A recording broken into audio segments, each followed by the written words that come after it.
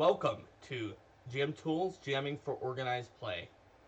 This is an episode that is meant for both people who have always wondered, could I GM for Organized Play? And for people who have GM for Organized Play quite a bit, and I certainly see in the Twitch chat people of at least the second category who I recognize. So it is going to be focused on really both sides of the coin of GMing for Organized Play, and we'll take your questions. And also, when we're talking about things for inexperienced GM, we'll take your advice, experienced GMs who are in the chat, because yes, Linda and I do have 10 stars of Pathfinder First Edition GMing experience for Organized Play together.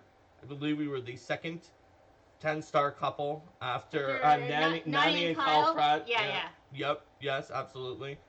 But there's always something to learn about GMing, especially, and we could use your advice when we talk for the inexperienced players. So, Linda, what do you think is the first thing that people should know if they're just thinking, well, I've heard about this organized play. What do? Okay, so actually, first of all, I want to go back and give a very short answer to the question, who can GM for organized play? And the answer to that is, you can. There are no tests or other hurdles or things like that you need to jump through to GM for organized play. If you've got a scenario and you got some players, you can totally GM for us. You can GM for organized play, unless you are like a bot who's crawling this video for data. You can't. But if you're a person, you can GM for organized play, or someone's cat who's watching it can't. Okay, well, I'm speaking to our viewers. Okay. Who understand English. We may have a lot of cats who are our viewers. I'm not sure. We could. All right, or squirrels, because we seem to have squirrels. At any rate, yes, Unfortunate Pumpkin, even just for your home group, that's how we started. You don't have to GM publicly for organized play. You can GM for your home group, any group of players. It can be in your home group. It can be at a group that you gather at a game store. It can be something or a library, or anywhere you want. It can be something that's a bit more formalized, like something at a game day or a gaming convention or things like that. It can be anywhere you want. And one of the great things about organized play is that you can also mix and match among them. So if you have characters, say that you wanted to try out organized play to start with your home group, and you want to play some sessions, but then you want to take one of your characters and you want to play that at a game store, and then you want to play it at a convention, and then you want to build another character, and you want to play that back with your home group too. Or if you try it for the first time in a gaming convention and you have a lot of fun with it, and you want to take that back to your home group, then you can play that character there. That is one of the main goals of organized play, is to be very flexible in terms of where and how you can play that. Yep. And so yesterday's sweepstakes winner, Statler97, makes a really good point, which is, in the new Pathfinder Advantage, if you have 4 lines of stuff that you're subscribing to, even if that's just some of them are not every month, like if you do the core RPG books and you do the World Guide books, both of which are not very often, and the adventure paths, and then one more thing, you get your choice of Pathfinder Society or Starfinder Society scenario subscription for free. Just all of those are just added on for no cost, in addition to the free PDFs.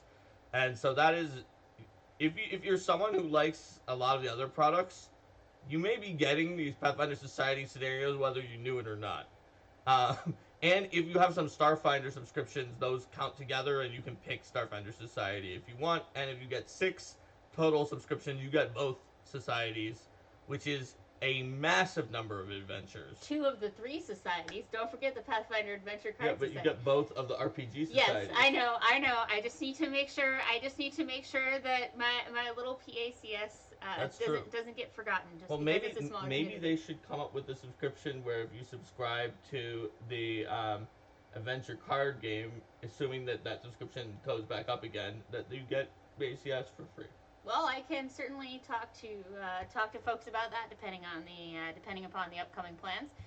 Looks like we've got some more. Yep. Yes, talking about Okay. the subs here. So we have some very interesting discussions about Eastern Europe, and then and organized Yeah. play, and then we of course have Sebastian here talking back and forth. Hero Lightbringer says there's a big lack in the UK. Um, Hero Lightbringer, I'm pretty sure there's a good amount in the UK compared to the rest of Europe.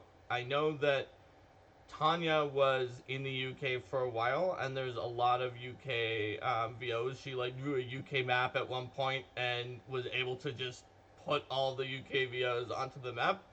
And it's been a while, and it was just the middle of some other conversation. But I remember several of them in South UK, whereas North UK, I think actually only had like one who was crossing the border to Scotland to help out there or something like that. And I can't remember, and this may be wrong. Oh, Kubis' question, is organized play supposed to be in English? The adventures, yeah, Rex the Liquid has just answered that there. The adventures that we produce are in English, but you can translate the adventures. If you're the GM, you can translate the adventures for your players. You don't have to run it in English. That's right. It can be in any language you want, even Klingon. I don't know if there's ever been a Klingon table, but you could totally do that if you want. Flakmok! I don't know if that's actually Klingon. I just know that it has lots of like and then yelling. All right. So that gets into how do you find an existing game, because if you're looking to GM for organized play, of course you can start it up in your group without having played an organized play game before. You can GM. You don't have to be a player first, but it can be nice to get that play experience first, just so you kind of get a sense of the rhythm. So good places to look for games. So some people are talking about online play, which is certainly an option wherever you are. Yep. We have a bunch of online games going on the forums, both on the Paizo forums, both play by posts and virtual tabletop. You'll find some games listed in the event finder on Paizo.com. And there's also a fair number of groups have Warhorn pages for their events as well, Facebook groups, that kind of thing. But one way to find your local community is that we have volunteer organizers. Hey, look, Sebastian's linked the adventure officers, who Sebastian Hirsch has just helpfully linked the page to find your local coordinator. If you click there on that link, you'll be able to find the, so that is paizo.com/organizedplay/coordinators. You'll be able to find your nearest coordinator and an email address for them. You can contact them. Even if you're not sure, hey, is this person the one who covers my area? They'll be able to put you in touch with whoever the closest person is and who can help you find whatever games might be going on in your area. Because they might not... Maybe your area doesn't really have anyone who oversees it yet, but all of the volunteers are very friendly and helpful people, or they're supposed to be, and so therefore they will absolutely help you out and get you set up. And honestly, if you talk to your closest person and they say we don't have anyone going out to that area, and you set something up and show them that you're setting it up, there's a pretty high probability that they can try to get you set up as a venture agent, which is a low pressure starting venture position. That the main thing about it is you get a bunch of free stuff that you can run, and it just means, hey, you're starting out some gaming in a location that didn't really have infrastructure, and it's below the venture lieutenant. So the venture agent just is starting at a location. The venture lieutenant helps a few locations. The venture captain has a pretty reasonably sized area. The regional venture coordinator has a giant worldwide region, and there's not very many of them. And then the organized play manager is sort of in charge of all of organized play. in a way, and is a place you can go about the regional venture coordinators. But since everyone except the organized play manager is part of the nonprofit Organized Play Foundation, is a volunteer, the organized play manager is an employee of Paizo right now. That means that there are some disconnects and different things that will happen if you have to go all the way up there, but hopefully you don't if you're just starting. That's just kind of how the I mean, I guess if you're starting in Antarctica and it's like, well, there's no regional venture coordinator for Antarctica, and this penguin I'm talking to doesn't seem to know anything about organized play. Well, Kubet says when starting org play in a new country, you're supposed to be checked by a coordinator for a given region. There's no checks to be able to be a GM. It's just that if you want to be like part of the volunteer. And hold on, just to make sure, because Kubet is in Slovakia, we're also not saying that no checks can be a GM. God damn it, Martin. God damn it. If you. I know that's an adjacent country. Okay. Anyway. Thank you, Rex the Liquid, for backing me up here. So yeah, you do need to know English to be able to read scenarios and to be able to read scenarios. But yeah, you don't need to run scenarios in English. But yeah, and if you talk to your nearest person, and for some reason they're grumpy and they're like, well, you know what, this is too much trouble or whatever, they shouldn't probably do that. But if they do, when Linda said that you can that anybody can be a GM for organized play, it doesn't matter if they help you or not. Hopefully they would help you to give you infrastructure and support. But if they don't, you can still be a GM for organized play, even if they tell you you can't be a GM for organized play, which they should not do. You're going off on a tangent into things that would never happen. Those would never happen, but you still can be a GM for organized play. All it takes is you just have your organized play number on your Paizo account. Actually, you technically don't even need that, just a scenario and a group of friends/victims to run the game for. And then, boom, you have just GM for organized play. And there are a lot of other organized plays, like I know the RPGA, because I actually took that test. It had a test. I took it just because I wanted to take the test to see if I would pass it. I've actually never ran anything after I passed it, but I was like, that's so cool. They have a test for being a herald or something, so I took the test. Yeah. We do not have that. You could literally not know anything about Pathfinder and think it was a car. And as long as you had the scenario in front of you and a bunch of people, I'm not sure how well it would work if you thought it was a car, but you could run a game of organized play. And Numbat points out many of us register home games outside of formal OP venues. Yep. And we talked about that before. That's how Linda and I started off. We had a home group, and I cooked up a sort of a Year of the Shadow Lodge exact ordering of scenarios that let you play all of the ones that were relevant to Eyes of the Ten, and then Eyes of the Ten. And we played that many adventures with that group. Yeah, so unfortunately, Pumpkin, the minimum, and I'm going to read these questions even if other people are already answering them for the benefit of YouTube. Yep. So what's the minimum and maximum number of people that can play a scenario? The minimum is 3 players, and the maximum is 7. If you have 3 players, then the GM will need to bring in a pre-generated character to support the team to bring them up to 4. And those are from our free pre-generated characters that are available for download on Paizo.com. A lot of GMs like to bring in Kyra, the iconic cleric, as the 4th member of the party because it's just easy to have a healer be that backup character who isn't necessarily. Bring in Crow! Or you can bring in Crow if you want to smash things. But yeah, so you'll have you can have only 3 people, 3 players and 1 GM, and run the adventure. Yep. And you could have up to 7 players and 1 GM. Yes, Crow smashes face. Olak also smashes face, and Obadiah smashes face. In Starfinder Society. But only Crow has the I Am Crow song on the Paizo forums. You're squirreling again. Alexander Lynn says a great point. Lem is also a really good filler and easy to play. I have put up the squirrel to indicate this. Yes. So you get started out. To get started out, you need a. Sebastian has linked the Pathfinder Society pre-generated characters. There are also pre-generated characters for Starfinder Society and for Which he is also linked while you were saying which is also linked while I was saying that. And there are also pre-generated characters for the Pathfinder Adventure Card Society as well.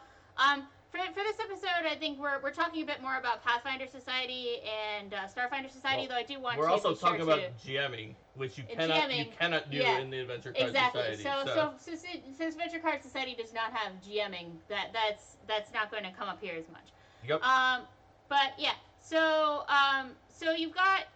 you decided that you want a GM. You have found a group of 3 to 7 people to play with, and you have a scenario. So what else do you need to get started? Let's say the scenario that you have is the season 1-01 for Pathfinder 2nd Edition, the one that we talked about in the previous episode that was written by Liz. So the Absalom Initiation? Yeah, the Absalom Initiation, and you're like, well, this is a good one, right? It's going to introduce my players to a bunch of NPCs. So what do you do? All right. So first of all, in order to play and GM and organize play, in order to make it work with a variety of players who are coming and going in different, and potentially in different countries, and even in different locations, online, in a game store, at home, at a convention, and make sure that everyone's working with the same expectations, we have a guide, which is the Pathfinder Society Role-Playing Guild Guide. And Sebastian's already linked that as well. Sebastian, you are on the ball. I think Sebastian deserves bonus XP for this episode. But the guide to organized play, and then there's also one for Pathfinder Society Role Playing Guild Guide. There's a Starfinder Society Role Playing Guild Guide, and we're also going to have a guide for 2nd edition as well. We are in the process of writing that. That is going to be a wiki rather than a physical PDF product. And the goal behind that is to make something that is easier to edit and easier to work with. And also, we are working now to try to make things trimmer and shorter, and because Sebastian said the guide can be a little bit intimidating as it is right now, in part because it's one of those things where you start off with something small, and then people ask, like, oh, wait, but what about this situation? Oh, I need this clarification. And then you keep piling all those clarifications on, and before you know it, you've got this, like, obnoxiously long document. So we've got so we're going to have a wiki guide, and part of that is going to be a quick start guide. So that is going to be a short and sweet thing that you can read, that you can give to players, that tells you how to get started. And doesn't get into all the logistics. The goal overall is to make things less intimidating for new players coming in as well. And Hero Lightbringer mentions fewer things that are not allowed, I assume. Oh, so in terms of content and rules that are allowed, the organized play in organized play, both Pathfinder Society and Starfinder Society. Generally, we allow more things than like a typical home GM would, because we allow most rules from most products. But we have a process called additional resources that we do, where basically, with the help of a very active and awesome volunteer review team. Perhaps one of whom is linking things on this episode. Perhaps a key member of which has been linking many things on this episode. We review the rules from each book, and we put out what's called the additional resources document, which you can find on Paizo.com. All of these things are also linked from, if you go to pathfindersociety.club or starfindersociety.club, you can find all these links as well. And so the additional resources is basically a list of, for everything that's not the core rule book, which rules options can you select for your character. And then we also have, as a companion to that, linked on the same page, the campaign clarifications document, which clears up ambiguous rules and files the edges off of a few things that could otherwise cause trouble. Um, and that's in part because while there is a fact for the Pathfinder RPG line, a lot of the other lines they don't necessarily get facts at all, and if they do, they're like people don't have time to put all those together. So it's both a way to include and compile any clarifications that maybe come from the developers of those books, and also to make sure that all of the options that we're giving are going to be appropriate for organized play, and to handle some of that GM discretion stuff that when things are left pretty open, just to make sure that we have sort of a consistent way to go about it. So if your players are using resources beyond the core rulebook, then you'll want to be looking at the additional resources and campaign clarifications document for them to see what kinds of options they have. And in the vast majority of cases, they can just use whatever rules are in the book as exactly as they're written. All right. So it looks like while you were saying that there were a bunch of questions. Kubets asked, "Will the wiki guide contain information for would-be coordinators, or is it just players and GMs?" And I said all three, but more of the portions are going to probably be focused on the player and GM basics. Yeah, where there is going to be some information for coordinators. I've actually written some of that up last week. So one of the great things there too is that we're because the organized play foundation and the organized play program, with all of its volunteers, is really a volunteer run program. So we're looking more and more at ways to have volunteers be the ones who are contributing to and creating in this content, and so that's one of the things that we're going to be looking to as well. All right. So let's see. Hero Lightbringer says attempts to run PFS games at home got thwarted. Players went ahead and made Asimars and Tieflings before they could be briefed. So they played scenarios, but they couldn't count. At the start of 2E, this is not as much a risk as there will only be core to begin. That's true, and hopefully the additional resources sort of can be simplified in the way it appears, and the process of making sure that there's an editor, a designer, and a developer on every product, and not just one of those out of a lead. For example, Leo, who at least was watching at the beginning, has become the lead of the Game Mastery Guide, which traditionally we would have only had designers for a while, and then eventually editors. But if we have a designer, a developer, and an editor at all times as a lead, then we can have the editor's language knowledge, and the designer's rules knowledge, and the developer's Golarian knowledge all there, so that we don't make a mistake in any of those categories, and that should hopefully, having those from the start should hopefully reduce the amount of additional resources clarifications that you need to make after the fact. Hopefully. Yeah. So at this point, the Pathfinder Society role-playing guild is an almost 11-year-old campaign. So it does have a fair amount of cruft that's built up for it. So of course, anyone is welcome to continue to join the campaign. We're not going to be continuing to produce more adventures for it, but we will continue to support it online. You'll still be able to buy scenarios and everything like that. So you are still, of course, welcome to continue to introduce people to the first edition Pathfinder Society campaign. But I would recommend if you're just getting started off, that you probably have an easier time either with the Starfinder Society, role playing guild, which has really built upon a lot of the things that we learned in making and developing. I say we, but I was only been part of the Paizo team for a few years now. And making and developing the program for Pathfinder Society, and also, of course, the new second edition Pathfinder Society as well. Those will be a bit easier for folks to get into on the ground level. I mean, you're above the halfway in how long you've been there for the organized play team, because only John and me, if you count me as a liaison, were in there for longer, and you've been there longer than Tanya, Thirsty, and Mike. That's true. That's true. Starfinders live with infamy, says Rex Liquid. Yeah, well, Pathfinder 2nd Edition players might too. Second edition Pathfinder Society Hero Lightbringer is going to be launching at Gen Con on August 1st. The scenarios will be available before that to the Gen Con GM specifically for the purpose of their preparations.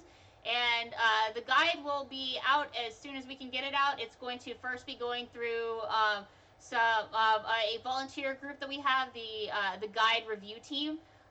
And then once they have given us their feedback and helped us fix things up a bit, then we'll be getting that out to the public as well as soon as we can. And 3 cheers for our Gen Con GMs. Yes. If any of you are here, you guys are awesome.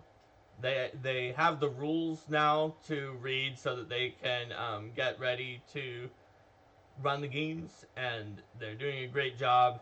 I'm in their little channel where we talk about that stuff, and they're a pretty crack team. A lot of times when one of them has a rules question, one of the other ones figures out the answer. So they've said it's because we wrote a rule system that is easy enough to understand that someone else can figure out the answer, but I think that they're just a really great group. Oh, Rex the Liquid is volunteering for the Adventure Card Society at Gen Con. Awesome. Sweet. We got that scenario packed up, and we're working on the open right now as well. So we should have all that to you in good time. And sweet. So in terms of Rex Liquid, speaking of preparations, what is your process like for PFS games? So that's a great question. What is my preparation process like if I'm about to?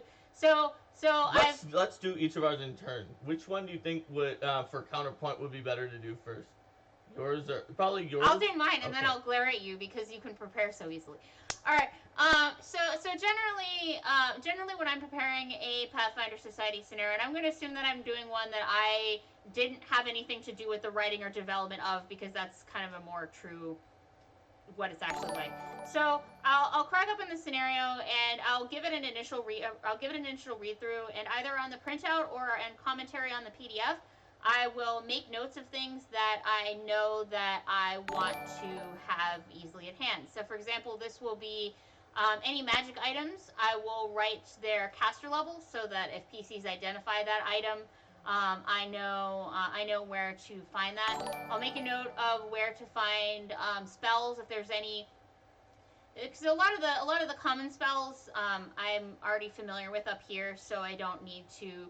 I know I'm not going to need to consult them as much, but I'll write kind of a summary of what a spell does if it's one that I'm not so familiar with, so that it's easier for me when I look it up during the game to know exactly what I'm planning to do. I will also look at the lore details. So if I see that something's taking place in a particular country, and in a particular city of a particular country, I'll probably look that up on Pathfinder Wiki and do a little background research about that area. I'll look at there's a GM resources sidebar in the we're in Galarian sidebar rather in the very beginning of each scenario that talks about the location that this takes place. So I'm a very sort of lore and roleplay heavy GM.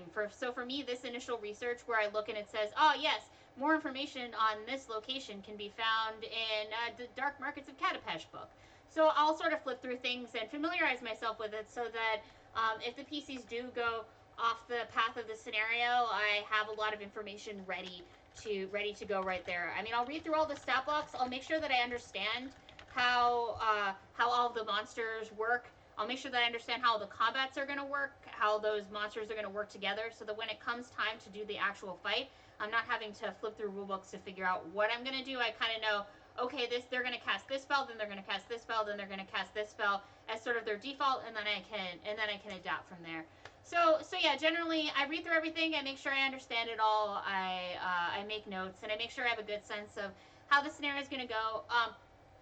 I also sort of use my sense of players that I have from having GM'd a long time to see are there points where I think that players are likely to catapult off the rails, and Squirrel. and if I do see somewhere I think they're likely to catapult off the rails and the scenario doesn't already account for what to do. So basically, if I'm thinking, if I were developing this, I may have added this extra thing to account for the situation. Then I'll take a few minutes to think about, okay, what might I do here? And I am fairly practiced at improvisation during scenarios. So anytime that they go off the rails and I wasn't expecting it, I'm fully confident that I can handle it. But if I know what I would want to do, then that just lets me run it all the more smoothly, and the things that I do anticipate. So then after that, I will decide what I'm going to be doing for my maps. So depending upon the situation, if it's a map of an area that the PCs are just slowly exploring and encountering, and they wouldn't necessarily have seen the rest of it, um, then I might choose to hand draw the map as we go. If it's not, then I will probably bring a flip mat or another map product that we have, or pre-draw the map on a battle map and let it dry so that the expo isn't likely to easily rub off. So I've got my scenario prepped.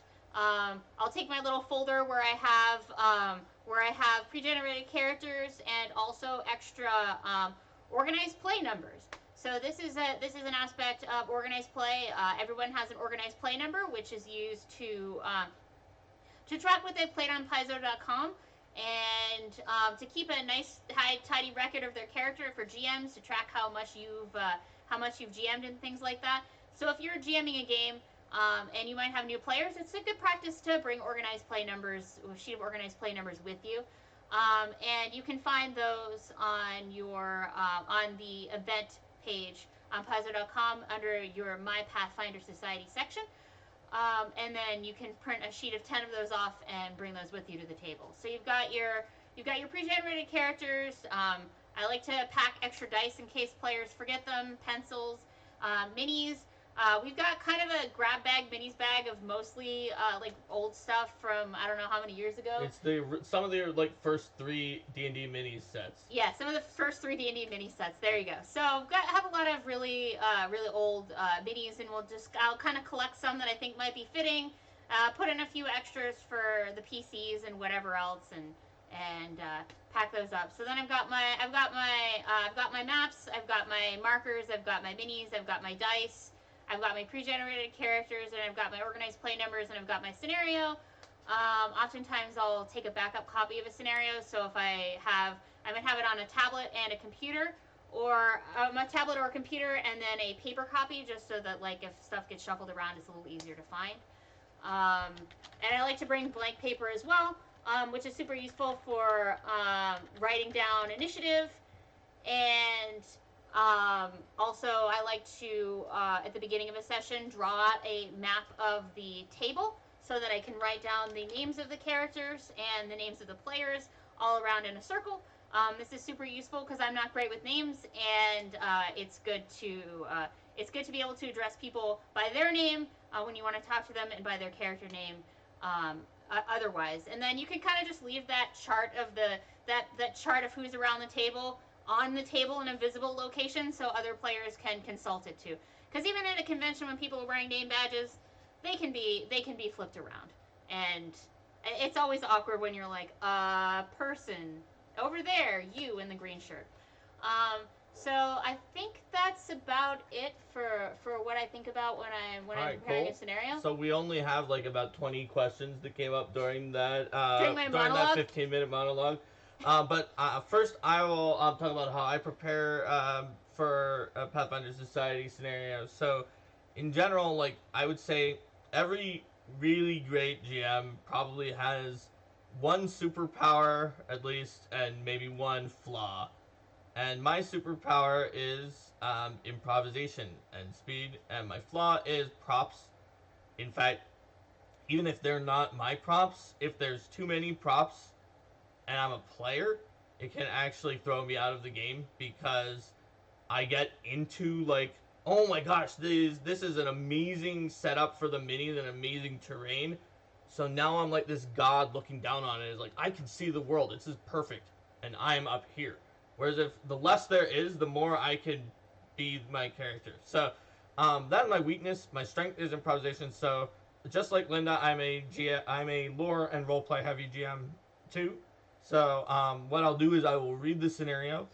If there's something in there that I don't know what it is in Golarion, I will look it up, probably on Pathfinder Wiki or in one of my books. and then I will run the scenario. So that's another way you could do it as well. You take a marker and a battle map and a collection of random minis from the bag. Yes, and dice. And dice. And I will run it.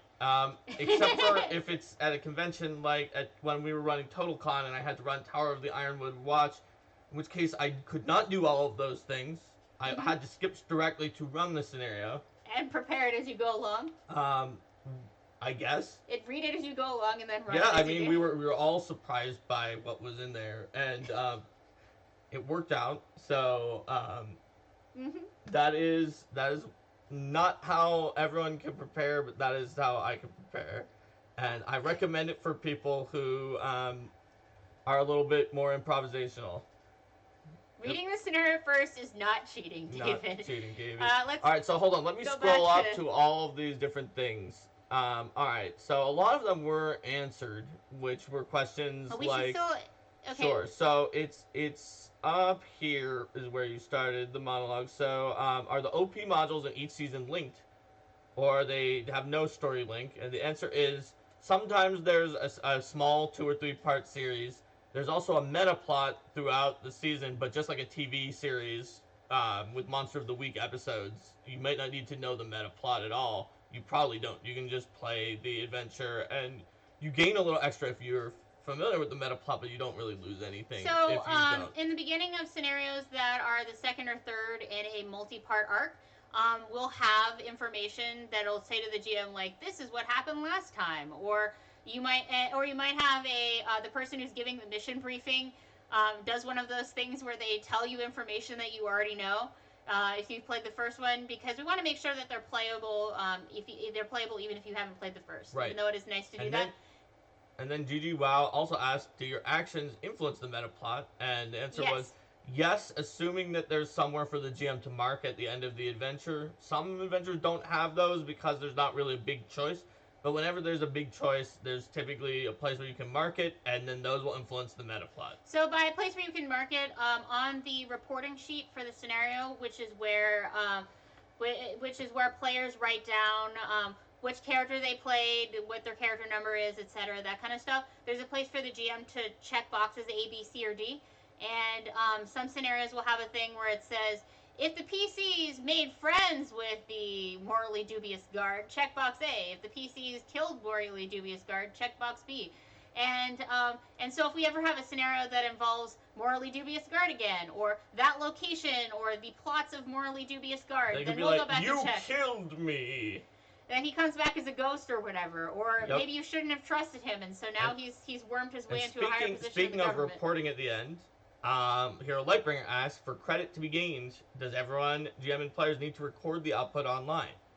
Because Hero Lightbringer is more interested in official credit than the players, and that was also answered in that the GM just reports, basically, like Linda said, any choices they made, as well as what was earned for all the players. Only the GM reports it online, and if that happens, then everybody gets credit. You do not need the players to actually do anything, although they do need to, they should have an organized play number so you can report them as playing. And occasionally you'll have a situation where players are just like, I don't even want an organized play number, I'm just trying this out. That's fine too, just write the organized play numbers of everyone who is doing that. The paper sheets are king, so a session that is not reported online but for which you do have a chronicle sheet. So a chronicle sheet, if you haven't done an organized play scenario before, is a record of the scenario. It records all of the gold and all the gold and experience points and other rewards that your character earned during the course of the session. You also get a chronicle sheet if you were the GM that you can apply to one of your characters.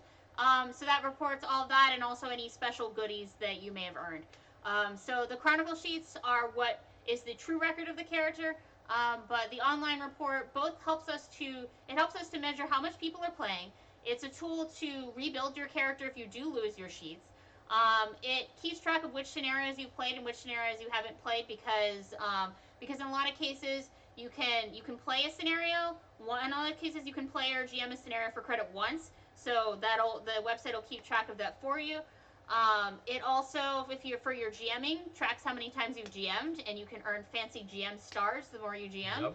And starting in second edition, we have an achievement Achievement point points. system where the boons and rewards that you have boons and rewards that you can get for your characters, and the currency that you use to buy those is earned by having games that are reported on Paizo.com. So report them.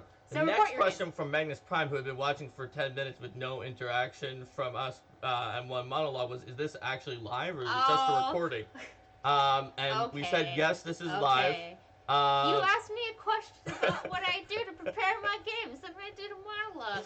Yeah, table tents. People mentioned table tents. Yep. Table tents are also super helpful for names. I just often forget to bring them, so I just use the that. And Sebastian mentions bringing a bunch of other things. So spin reporting sheets, blank flip maps. I also saw someone mentioning the chronicle sheets for the Welcome to Pathfinder or Starfinder if you're running Starfinder Society boon, which is an extra reward for new players to help their characters be a little more survivable, can be applied to their first character.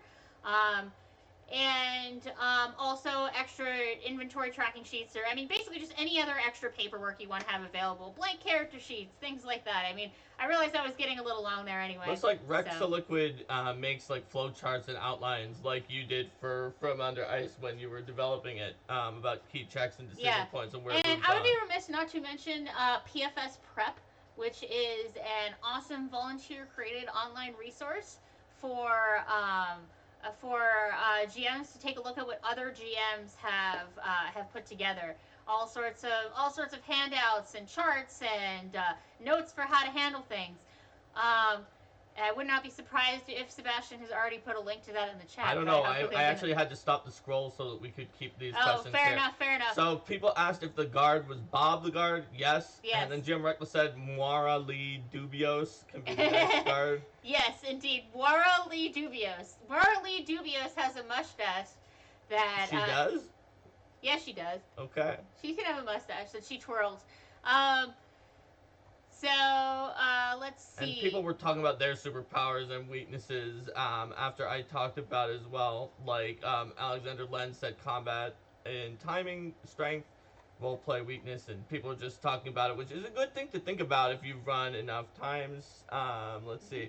And Duskbrain was saying NPC dialogue is a weakness. Is there any way to improve that? I would say that if you want to improve your NPC dialogue, probably one way to do that a little bit is to try to play two PCs. If you're good at PC dialogue and you're not good at NPC dialogue, try to play two PCs just for a little bit at some point. And try to play two PCs who also sometimes talk to each other or don't always agree with each other about things. This can also be a PC who has a talkative familiar or cohort.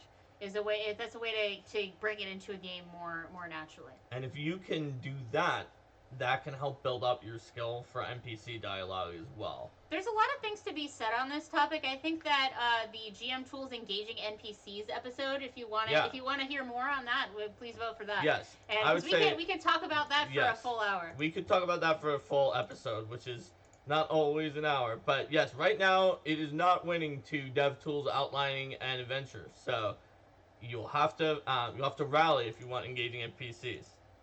All right.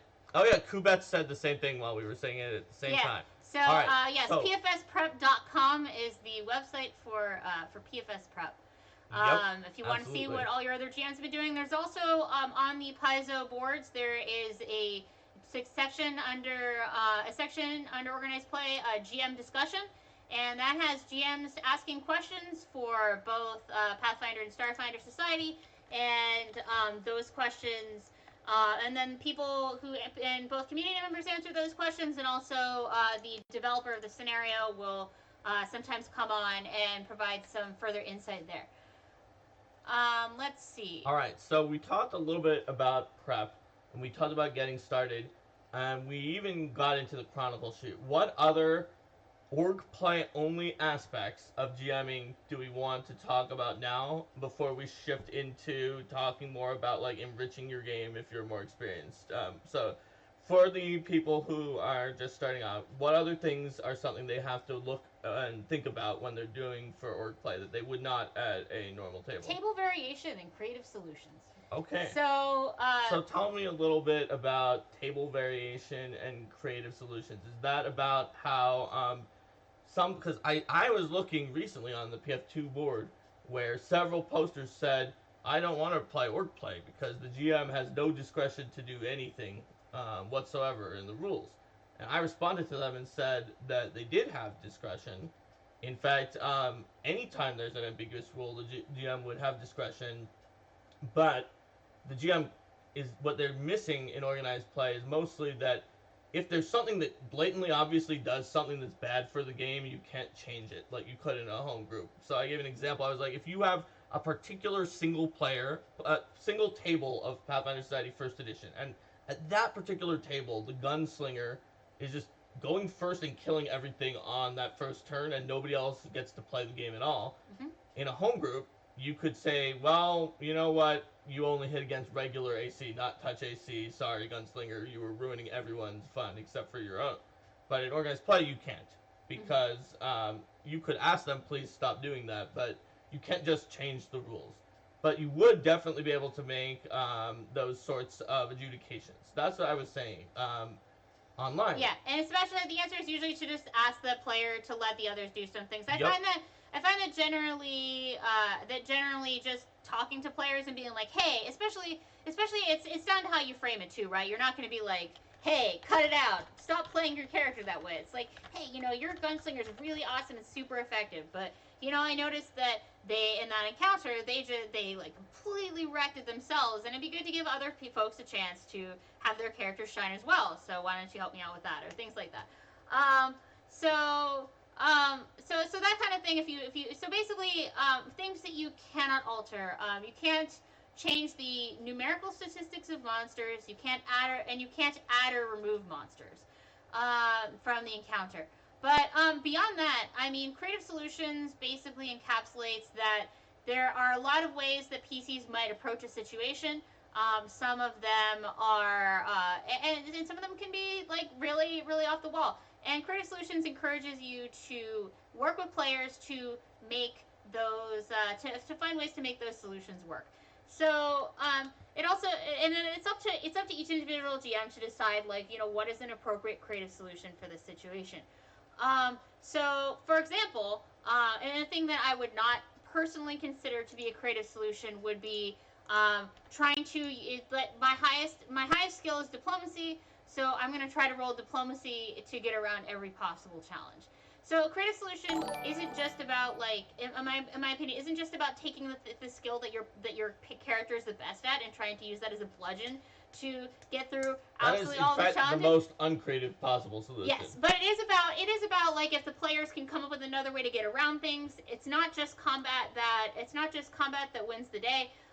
And the players will earn exactly the same rewards from talking around an encounter, or from sneaking around an encounter, or from coming up with some kind of clever ploy to turn the who would have been enemies against them. That is also getting around the encounter. That is also bypassing the challenge, and you'll notice in the way that we phrase things in scenarios, it's very much like if the PCs do not defeat this person, if the PCs do not get around this challenge. It's never like if the PCs don't kill this person, they don't get the reward. So you have a lot of leeway in terms of how you interpret what creative solutions means. The general idea is just to make sure that the PCs are facing a challenge that is roughly on par with what the scenario presents, and that you're not modifying the numbers that are hard-codedly presented in the scenario, with the caveat there that you can give circumstance bonuses for good role-playing and all sorts of interesting solutions, and giving circumstance bonuses does not count as modifying the numbers. Giving circumstance bonus does not count. Actually applying environmental details that are in the scenario that most GMs forget to apply specifically doesn't count against you. In fact, in my opinion, you should always apply the environmental details that it says are in the scenario. But I know there was a big discussion like many years back where that was officially stated. And in general, you have a lot of discretion to handle, like, what if the tactics are just broken by what the players did, then you don't have to follow them. or adjudicating unclear rules, but just always remember, as the GM, you're sort of the window into the world for the players, and you're the one who is here to make the experience more fun and fair. So when you're adjudicating rules, try to be consistent and try to pick something that is better for the group as a whole, and not just because, like, if let's say it wasn't the gunslinger that was the one shotting, but just the whole group was annihilating everything, and they were all having lots of fun, and there's no reason that you need to necessarily amp them back just because you're like, well, I want my monsters to get more actions, if that's what they like. On the other hand, if they're a group that's getting frustrated because they like the puzzle challenge of a more challenging combat, then that's different than a group that is rolling over things and all having fun. Yeah. And scenarios are generally written for a sort of low mid low power level on the grand curve of optimization, to make sure that everyone can have fun with them. Which means that if you have a lot of optimized characters at your table, the scenario is probably not going to be that challenging, and that's okay. You know, um, we can't write them so that we cannot write a single product that's challenging for everyone. Some Especially in have Pathfinder First Edition, yeah. where the variance between groups is so wide that our computer screen is only like 1/1000th of the actual. Like my arms would have to stretch to another state to show how different certain groups can be in Pathfinder First Edition. I mean, the mega hard version of the hardest hard champion mode that you ever put out in Gallowspire, what, it killed 0 people? That's correct. It killed 0 people. That's true. It was the extra hard one that you had to say. You had to say, we want the extra hard because this wasn't hard enough at the end, which everyone did who was in the hard, and it killed no one. We'll see at Gen Con. Yeah, we'll see. It might at Gen Con. But the point is, that's how variant groups can be, and legitimately, it was a very hard thing for characters of your level, but that's how it goes. Yeah. Sebastian says sometimes you have to explain to players they can allow themselves to be a bit weaker, like using a club instead of their +5 weapon. I think one of my favorite examples of this was a paladin gunslinger that was pretty effective at annihilating things, but the paladin gunslinger had a rule that they would only take out 1 creature per round, because then they needed to give the enemies a chance to consider their options and potentially surrender. So they would take something out, and then they would wait, and then they would take something out and wait. So that can also be something that you build into your character's story if they're a bit more optimized. I'm seeing a lot of really cool stuff here. Callie, in one of my son's first games, he threw a spellbook at a group of goblins to scare them off. Everyone was laughing too hard at the kid wizard chuckling the evil written word to say no. Exactly, creative solutions right there. Yep. That is perfect. And then people talked about Stop Monkey, the druid, using plant growth to make vines on the side of the house super thick so everyone can climb up them and avoid the guards in a lobby, is an example from a game I ran that I really loved. That is awesome, and that is another example of creative solutions. That is a creative solution. Yes. That is not just I diplomacy everything. And then also the question, do scenarios have rules for how to increase difficulty for 6+ players? This has been answered in the chat, but I'll answer it for YouTube's sake. Society scenarios right now have an assumed player number of 6 players, and then because that's just what we were seeing a lot at conventions and larger events, but then they have rules for scaling down to 4 players as well. In 2nd edition Pathfinder, the default is 4 players, and then we scale up from there to act in parallel with the attack more in parallel with the core rulebook, and also because upward scaling is just a lot easier and more natural. Yep. Plus, in that situation. Plus, because there are more robust rules in 2nd edition for how to scale, fingers crossed that it's going to be a lot easier to scale for exactly what your group is without running into a weird edge case situation where, like, adding more characters made you face less opposition, or vice versa. Someone left, now we have to fight something harder than if they had been here, which happened to you in several instances in the old Pathfinder First Edition and Starfinder. So we're working hard on the scaling system for 2nd edition to make it more robust, more fine-tuned, and more capable of replying to the of answering to the realities of scaling on the ground. The robust rules for scaling. So for scaling for the game itself, In the because core rulebook. in the core rulebook, it's assumed that you have a group of PCs who are all the same level, and that those rules are going to be in the core rulebook for scaling. And then we'll have rules in the guide for how we're going to be handling that in Pathfinder Society. Right. For when you have a table that could be a level 1, a level 4, a level 2, and a level 1 all walk into a scenario together, what do? Right. So, we talked about, I think, almost everything that's unique in organized play, but one last thing, Linda touched upon boons that you earn potentially with achievement points. They're a thing that is a very special in organized play, sort of a special meta benefit that, we went out of focus there, that you can earn up, you can slot onto your character, and you can gain special benefits, and you can earn them while GMing and playing, but they're just one last little thing that, as a GM, to take into account. It's sort of like just any other rule that you would be looking at in between games on your players, but it's another source of them. Mm-hmm. There's another thing when it comes to modifying scenarios. So I talked about the rules. There's another aspect that comes into there is the story. And so you can add details to the story based on you may want to say, oh yeah, I read this book about Catapesh, that I did this extra research, so I know this more information. I can give this more detail for role playing. And GMs can also change aspects of the scenarios. Now scenarios are generally written kind of like a U.S. rating PG-13 level for movies. So they're not going to have graphic depictions. They're not going to have any sort of strong sexual themes or anything like that. And they're not going to be really showing like the endangerment of children and other things like that. There's certain things that we make sure that are not in there, and that's also ties into sort of the Pathfinder baseline that we have in second edition. There's a Pathfinder baseline in second edition, and one of the reasons that we have this is just to make it easier to have a conversation with your group. Because if you have no baseline and everyone's like, oh, well, we kind of in our head have a baseline, we don't need to talk about it, and then it vastly mismatches, that's a serious problem.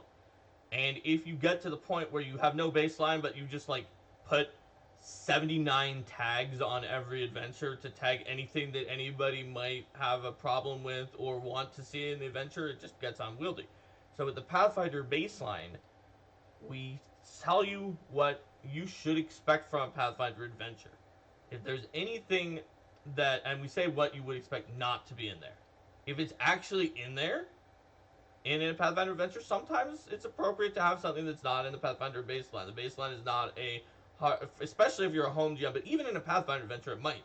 But it will tell you in the description, on the product description, we will say if it has something that is not in, and in the scenario itself, there will be multiple warnings. Similarly, if you have something like jelly donuts, that's a problem for you.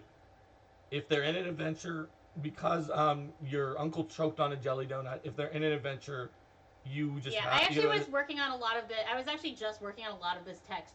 So I can get into this a little more. Right. So I was getting into... So the idea is you have this baseline that we work with and we start with, but that's not going to be enough for everybody, and we know that. Some Monkey brings up phobias, for example. Yep.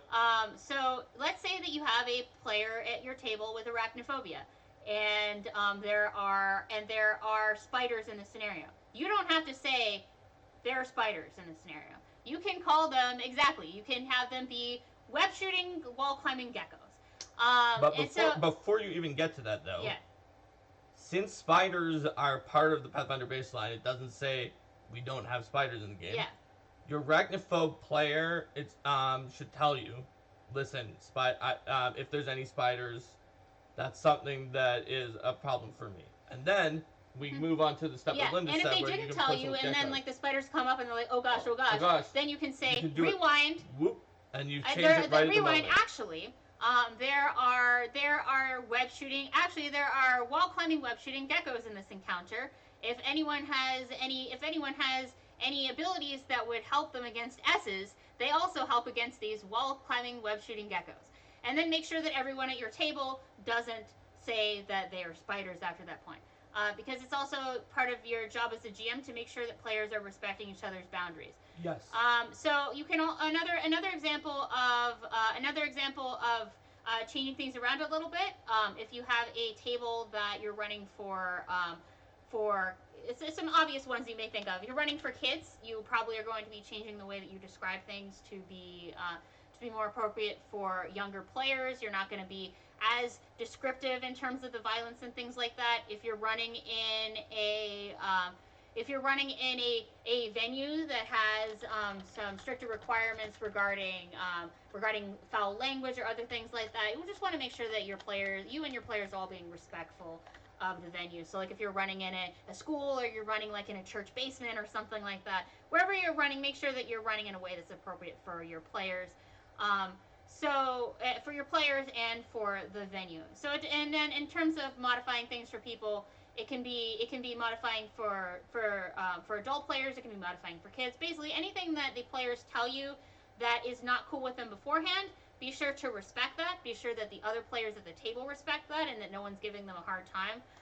And if someone is, then it's fully within your rights as a GM. First of all, to tell that person to knock it off, and if they persist, then I've never actually had someone persist, but hypothetically, if they did, you can kick them out of the table. So Hero Lightbringer you need to make sure that players has a question, which is, so I decided to GM organized play for a convention. What do I need to bring? What am I going to get from the convention? So generally, if the convention has put out their call to the organized play manager, the convention will get free copies of the adventures that you've agreed to GM if you don't already have them. So that's something that will be added to your account. That's about it. Unless you GM for a particular convention that has told you they're going to give you something else, you should bring anything else you need. Minis, maps, any other tools that you need. The convention is probably not going to give them to you. And with convention play, yeah, it's safe to assume that some players may not have their own dice, minis, things like that. You'll have new players, so bringing supplies to be ready for that is good. A lot of conventions will have things on hand, like extra character sheets and pre-generated characters, but personally for me, I'm kind of a worrywart, and I feel better when I have everything prepared on my own, and then I can use what other people may have brought as a backup. She really does. Yeah, I do. Okay. All right, so I think that those are some good tips for starting out and for general practicum. And there's some other advice we have on here. Alexander's Lens says bring some minis from tabletop times. While not the best fit, they're better than dice. Sebastian says the GM usually brings maps, handouts, etc., and plenty of pawns. If your heart is set on being represented by a particular figure, bring or make your own. And in general, let's see. And Nomad has a good point that you can just ask what the convention already has, in terms of sign-in sheets, chronicles, things like that. Wait, Magnus Prime just set us up too well. Okay. Having watched your character building video, which I loved, will Pathfinder Society 2 character creation be different? Linda, aren't you going to be creating a Pathfinder Society 2 character on Wednesday? Yes, I am. On No Direction. We will walk through the entire process of creating a Pathfinder Society 2 character. Thanks for the question, Magnus Prime. So I'm not going to get into that. Not to get into that too much here. To give the short answer, there will be some aspects that are different. There will be some aspects that are more similar to Starfinder Society. And there's going to be at least one thing that is a brand new way to customize your character that we'll be talking about. Ooh. Shiny. Alright. So, looks like Magnus Prime will be watching that for sure. Let's talk about some slightly more advanced topics. Actually, we moved into some of them here for sure, dealing with people's phobias and player and different player interactions. That's a topic that new GMs have to deal with, and it's an advanced topic that some advanced GMs haven't thought about as much. Actually, table variation is a great topic for both as well. Yeah. So, let's see. What other topics would you say... we sort of have been transitioning into ones that are hybrid topics. Okay. So, let's say that... What about dealing with problems? Okay. We like a problem player. All right. We So sort of talked about it in terms of the gunslinger who was doing a lot of damage, but and we said we'll talk to them. Let's assume though that it's not just their build is strong and you talk to them and they're like this is fine, but let's say it's like a player who is very disruptive, whether or not their character is powerful. all right. Um. This So is something new GMs also sometimes are worried about, but that experienced GMs sometimes have trouble with as well. yeah. So I guess it depends upon. So generally, the first step is to talk to them. Um, and if you're finding that someone is being particularly disruptive, it's a good time to call for a break. Because when you have to have some of those more challenging conversations with people, if you're having them in front of the entire table, they're a lot more likely to to feel threatened or to get defensive. So, but if you can call for a break, send other people off, be like, hey, can we chat about this? Then you can have a chance to talk to them one on one and see like, hey, is there something that's bothering them? Maybe they're having a bad day. Like, try to figure out what's kind of going on with them and why are they being disruptive in this way, to explain in more detail like why what they're doing is being disruptive and ask them to stop. If having a conversation with a player and laying things out and explaining why you need them to stop and they're still not listening to you, or perhaps they, for example, decide to stand over you and physically intimidate you and tell you that if you don't let them play their character in the way that they want to play their character, then they can't possibly ever have fun at your table. Oh no, they don't have a character to play. Oh yeah, right. That's what he said. He didn't have a character that he could possibly play to have fun at your table. So this is something that I have had. I have once had to kick a player out of a table, and that is why, because they tried to physically intimidate me into their interpretation of the rules. So yeah, you can indeed kick them out if you need to. I basically told him, well, I'm sorry you can't have fun at my game. I hope you find another way to spend your afternoon. Goodbye, and he left. So yeah, you can do that if you absolutely have to. But again, that's not something that you really have to worry about happening. I have run over 150 tables of Pathfinder Society in many different situations, and I have had this happen once. All right. Where I had to kick someone out. That's true. And sometimes there's someone who's disruptive for any number of reasons that. Let's talk about when you suspect that a player at your table is cheating. So most of the time, if someone gets the numbers wrong, it's a mistake. It's often against themselves. Just there's, especially in Pathfinder First Edition, there's so much stuff slinging around that it's natural to miss a bonus and get the wrong results. 20. But sometimes. Oh, I critted again. Sometimes you have someone who might be cheating, and I'm sure that everyone from Boston Lodge who saw you doing that recognizes what you're doing. It's an example. It's not just this one person. But yeah. So the player whose dice always rolls suspiciously high, but you can never see it because it's a tiny dice, and they pick it up and no one else witnesses it. So generally, I find that when you suspect that a player might be cheating, the best way to go about it is to assume that they are not in the way that you speak to them, because maybe they're not and no one likes to be accused of cheating. So like let's say that someone's like constantly rolling high in the dice. Like you could be like, oh wow, that dice really hot. Why don't you put that one away for now? And things like that. So you're not directly saying they're cheating, but you are saying like, I see, I see what's going on here. And if they're not cheating, and it's just sort of like, oh, haha, my dice is hot. But if they are, then they know that you're kind of paying attention. If they're picking them up and you're not seeing them, it's like, hey, let's all roll our dice to the center of the table. Things like that. And I personally, as a GM, also roll to the center of the table. I don't hide my dice. So it's kind of easy to go with that. So that for dice rolling, if something fishy is going on, they're making sure they're rolling them at their dice, they stay on the table, and you can even say like, oh, you picked that up too quickly. I'm going to need you to roll that again. So that's dice rolling. What about character building, cheating? The dreaded character audit. All right, the dreaded character audit. So again, so at this point, I have a fairly good sense of Pathfinder and what's reasonable and possible in the game. But even if you don't, like if you do have a sense that something feels off about this character. Like their numbers, their bonuses just feel way too high, or their bonuses feel way too low.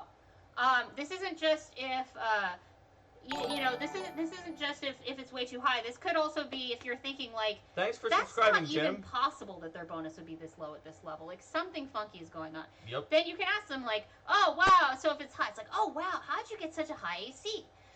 And then you can kind of work through them with them. How did they get such a high AC? And you know what? Maybe it is. Maybe it is a legal combination that they had, or maybe they were misinterpreting something, and you can work through that with them. And like Sebastian, or not Sebastian. No, Alexander Lenz says... I read too quickly. Sebastian was the message right above the scrolling. So like Alexander says, he's added a lot of the vast majority of the mistakes are to the player's disfavor on their sheets, so players cheat them out of things. So that's why it's also good to check when you notice it feels like their numbers are too low. It's like, are you sure your bonuses? And it's like, do you have any other bonuses in that? So you have your dex or whatever, and kind of work through with them. And oftentimes you'll find that they didn't fully add everything up, and then they've got a higher bonus, and they're happy. If they seem absolutely ridiculously unfair, another advantage of Linda's approach of just, wow, that's awesome, show me how it's done, is that legitimately in Pathfinder First Edition, they might just be ridiculously unfair and have done it correctly. There's a lot of overpowered things that you can do in Pathfinder First Edition. So either you've given someone a chance to brag about a build that they're probably proud of and you've learned something else about the game, or you've helped them catch something that wasn't quite right in their character and they can fix it. And it's again it's about when you think that something's fishy, keep in mind that it may not be fishy and respond in a non-confrontational way that makes it not awkward if your suspicion was wrong. So yeah, a 3rd level Dwarven War Priest with 26 AC. That is an example of a character I might, oh wow, how'd you get such a high AC? And then you can tell me all about it. And I wouldn't be too shocked, because if you have a tower shield and full plate, then already that's 23 of the AC. But it also depends upon how the character is described, right? Like if they're described as being heavily armored versus not. Yeah, exactly. Can you show me how that works? Things like that. Yep. Because I mean, basically, you're all there to have a good time. And I personally have not done that many audits because I am a GM who tends to get long-winded into the role-playing. Shock. So I don't usually have the time for that. But if I do notice something that feels a little bit off, then I will go through and work with the player. It's also good practice to recommend that players self-audit their characters. I regularly self-audit my characters and often find, like Sebastian mentioned, is that I've shortchanged myself out of... you mean Alexander?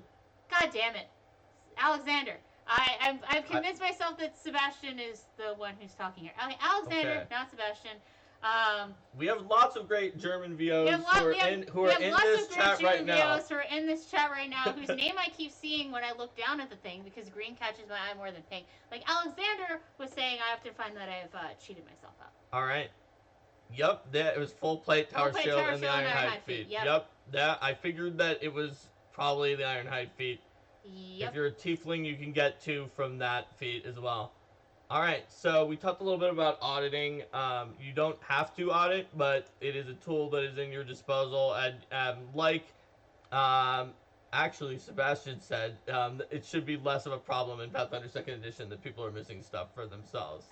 Yeah, so Sebastian mentions you don't have time for full audits before the game. Sometimes have to arrange for that after the game or before the next session. So yeah, you can also hold those outside. So yeah, exactly. Dust Brain, asking them to walk them through how they got the bonus or how the power works, or asking them to show you the rule, because it's important to keep in mind that if players are using something that's not just in the core rulebook, then according to the rules of Pathfinder and Starfinder Society, they need to have that source available, and they need to be able to prove that they own it. So if they're pulling it up from like a website or whatever, so they'll need to have access to that source, so they can show you what the actual rule is. Also, pro tip: if they have something that is like named like Crimson Assassin instead of Red Mantis Assassin, there's a 99.9% chance that they don't actually own the product, and they're using D20 PFSRD. So yeah, D20 PFSRD. If you notice those sorts of names, then that's kind of a hint that maybe they don't actually own the product. And if they don't own the product, if they don't actually have the product, then that character is not actually legal for them to play. And in that situation, you would be in the position of asking them to play a pre-generated character instead. because then they can earn the credit on the pre-generated character and then apply that back to that character, and that gives them some time to fix things up with the character. Wow, Alexander Lenz had a druid that lost 14 points of AC after an audit due to stacking mage armor with itself with multiple mage armors and normal armors, well and bark skin and amulet natural armor. Yep. Audits can be good. I can see most of those, but stacking mage armor with itself? I don't understand that. But anyway, but especially bark skin, amulet, natural armor, people get confused by enhancement bonuses to your natural armor. Yeah. Yeah. Can totally see that. And again, it's important to remember that most mistakes are against the player's favor, and even if they're in the player's favor, most mistakes a lot of them are accidents. They're accidents. They're honest mistakes, and everybody's going to make mistakes. Oh, Sebastian says that the reason that Alexander found that is that the player had written mage armor onto their sheet because they knew they always had it, forgotten, and then cast mage armor again. Yeah. Oh, that'll do it. Another thing to recommend to players who are having trouble keeping track of those things is who use common buff, and to do as a player yourself, is to have a sheet where you write out your common buffs and what they do to your stats, and that way the raw stats on your character sheet are not modified by your common buffs, and so you have an easier reference for if those are stripped down. Yep. So I want to talk a little bit about five little aspects of GMing that every new GM should think about, and every experienced GM should make sure that they're good at. These 5 represent a rubric that is used to determine the best of the best GMs in Starfinder Society and probably Pathfinder Society 2nd Edition moving forward. So the 5 aspects are: the GM's preparation allowed for smooth game flow, the GM had a solid understanding of the rules of the game, the GM took efforts to make the game distinct and interesting, the GM presented the scenario as written, and the GM understood and applied the rules of the organized play program. So those 5 aspects are something that even experienced GMs should make sure that they are thinking about. And those are ones that, moving forward, people are going to essentially, to get your 5th star, or not star because the stars don't have it, but to get your 5th Nova or Glyph, you'll be rated on these 5 categories. And that, so far, it seems like it's pretty easy to do well on these categories based on the people who've used the ratings. Because in order to meet the expectations of the categories, you don't even need, nobody's ever perfect. Even to have solid understanding of the rules of the game, you don't have to be perfect. To meet expectations, you have average rules knowledge, questions do not impact the flow of the game, you know the most common rules of the game well, and you don't have confusion between game systems. You allow players to question your rulings and resolve the questions in a professional manner. You exceed expectations if you have solid rules knowledge, keeping the game flowing while handling questions, acknowledging when a rule is unclear or when you made a mistake, no confusion between game systems. If a challenge arose, you handle it fairly and consistently. So this, again, acknowledging when you make a mistake is part of exceeds expectations, because nobody is going to know every single rule in the entire game. Yep. So it's about handling it well when you don't. Because everyone makes a mistake. Like, Jason was telling me before he left for LA, what if I make a mistake on Geek and Sundry? I'm like, Jason, there's never been a stream ever that didn't have a mistake. He's like, oh yeah, you're right. There were mistakes in Oblivion too. And also for GM preparations allowed for smooth game flow. The GM exceeds expectations here. The GM was able to keep the flow of the game consistent, and the GM dealt with unforeseen challenges by exercising skilled time management. So again, exceeds expectations acknowledges that it's impossible to prepare to foresee every possible challenge that may occur in a game. And meets expectations, the GM had to check on things throughout, but the game did not experience extensive delays. So that's what we expect. You're above that if you don't have to check. And specifically, we're not asking you to have to. You don't have to prepare Linda's way. Exceed expectations isn't a giant 10-page essay that was everything that Linda said in that monologue, and like, if you don't do all of these, you don't exceed. No, you can prepare the same way I do, as long as you keep the flow consistent and deal with unforeseen challenges. You exceed expectations. I think just having the two of us talk about it is good, because I feel like we're kind of on opposite ends of the spectrum in terms of how we go about preparing, and both of us both of us made it to 5-star. Both of us are pretty good GMs, if I do say so myself, and we both do well in the program despite our I different think we strategies. exceed expectations on most of these I think we categories. do too. So for the GM taking efforts to make the game distinct and interesting, exceeds expectations is the GM put in an excellent effort to make the game distinct using multiple techniques off the meets expectations list.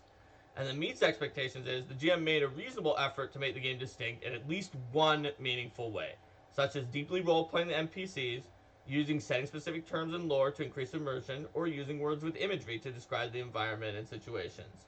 So, if you even have one thing that's your superpower, and like we were talking about before, and you do that, you're going to meet expectations. If you can do a lot of different things, you're exceeding expectations. We just hope you have one thing that you really like and that you make special, and that's to meet expectations. Then the GM presented the scenario as written. You exceed expectations if you stay true to the storyline, but allow creative solutions and player interest to sort of shift what you're doing with the narrative. You meet it if you ran it exactly as written, and you do not allow for creative solutions by the PCs, even though it says in the guide that you should. You still meet expectations as long as you present it appropriately. And then finally, understanding and applying the rules of the organized play program, you exceed expectations if you were markedly familiar with the majority of the organized play concepts and apply the rules consistently, and you knew where to find any obscure corner case answers in the guide if they came up. And you meet it if you're just familiar with the majority of organized play concepts and apply the rules consistently, and you vaguely knew where to look things up in the guide. Whereas you don't meet it if you don't know what's in the guide at all or what organized play is. And and when looking at this in terms of like getting to a 5-star GM, you don't have to. You certainly don't have to get exceeds expectations and everything to qualify as a 5-star GM too. So. Yep. You only need to exceed in one thing. And Alexander Lenz asks, what happens if your players are the least creative people? They don't have any. They literally just do exactly what the adventure is. Does that mean you couldn't exceed expectations in presenting the scenario as written? Um, that's going to be for your reviewer to decide, because the one in the middle specifically said you did not allow creative solutions.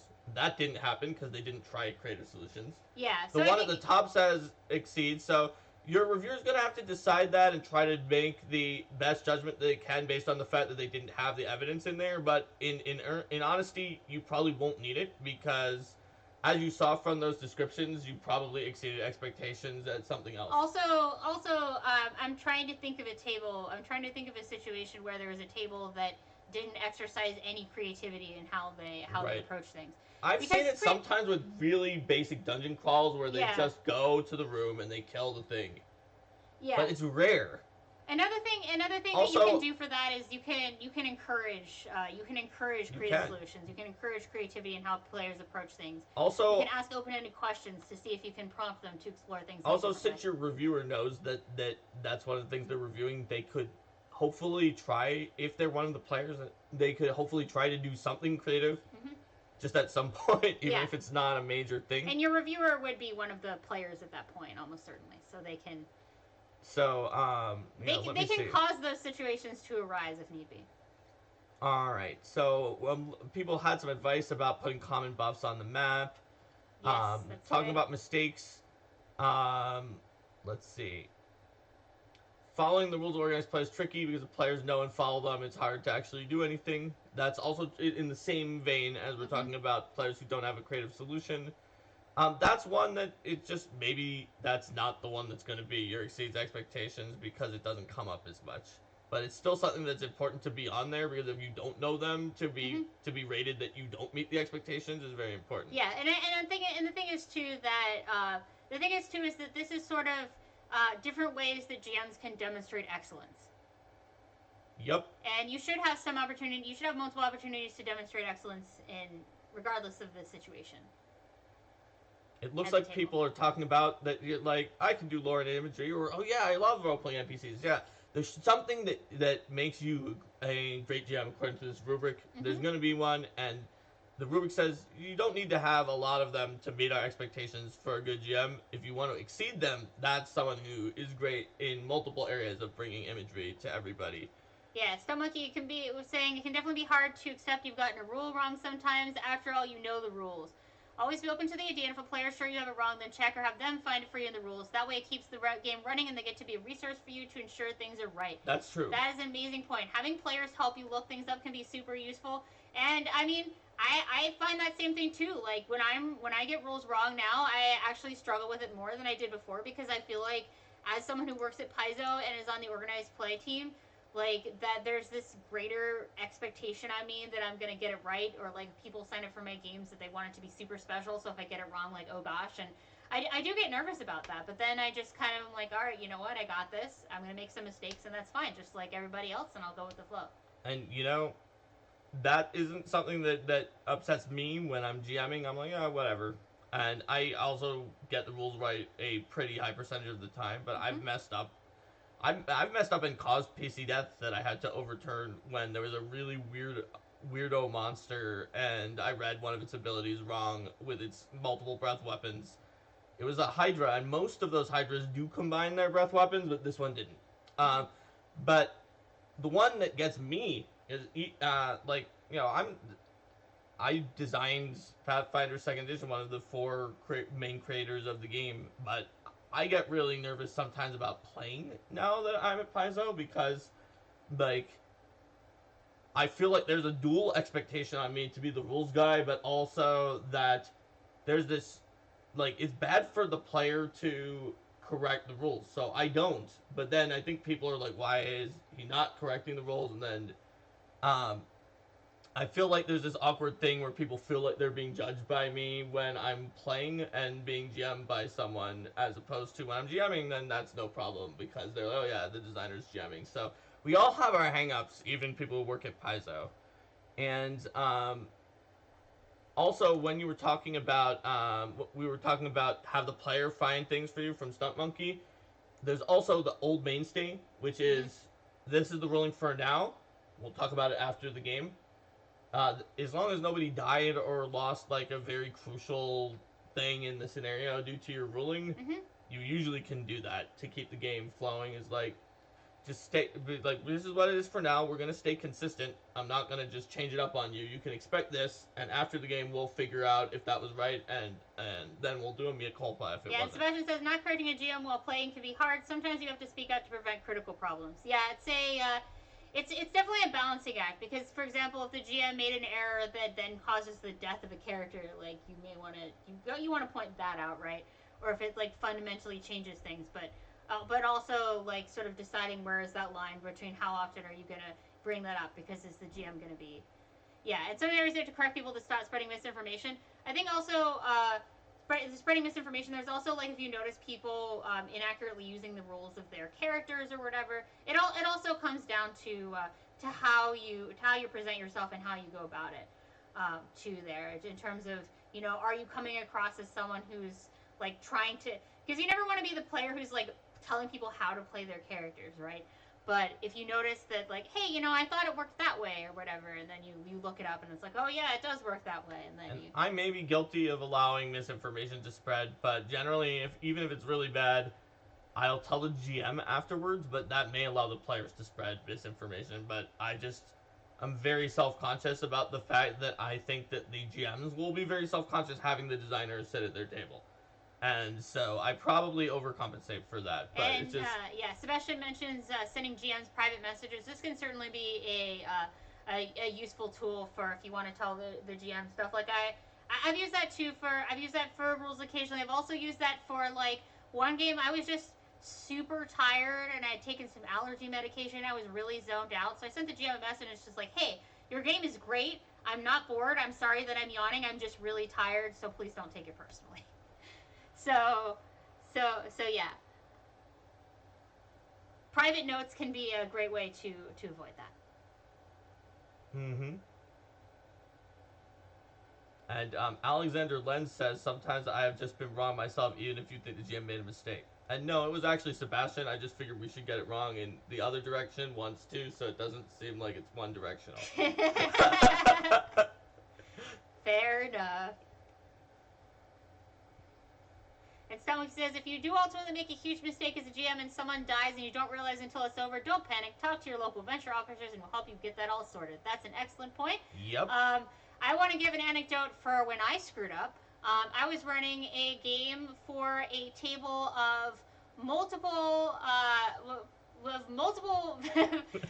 venture captains. They were all wearing their red shirts. I was nervous, and it was a low sub tier table, but I accidentally put out the high sub tier encounter, and it was way too dangerous, and it was clearly going south.